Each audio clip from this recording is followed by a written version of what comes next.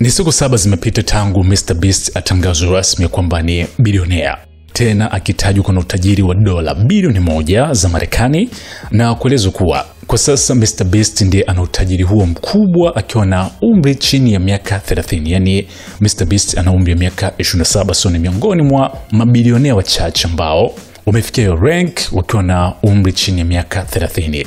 Sasa baada ya taarifa hii kuweza kuchukua nafasi, Mr Beast amekuja kufunguka mengine kabisa tofauti na kile ambacho kilikwisha kuelezwa, akikanusha kuwa hana fedha, yani hana utajiri mkubwa. Aliandika tu kupitia X kwamba mimi kwa upande wangu nina fedha chache sana.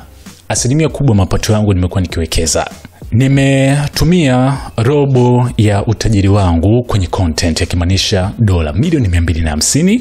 Na kwa sasa ana fedha mpaka amechukua maamuzi ya kumkopa mama yake kiasi kikubwa cha fedha kwa ajili ya kuharamia gharama zote za harusi yake ambayo inafanyika hivi karibuni.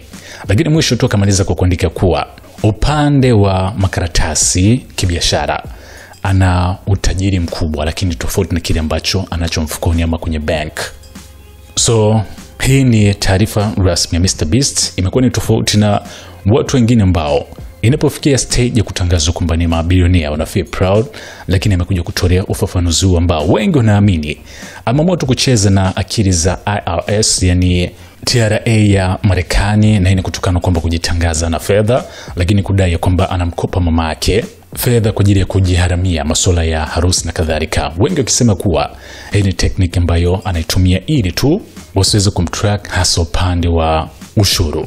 Taarifa hii imekuja ikiwa tu ni siku jana ni kupatia taarifa kuwa bado anaendeleza ufalme upande wa maudhui kwenye account yake ya YouTube kufikisha idadi ya subscribers milioni 400 na kumfanya kuendelea kukaa nafasi ya juu kama mwanadamu pekee ambaye ana wafuasi wengi zaidi upande wa YouTube ulimwenguni.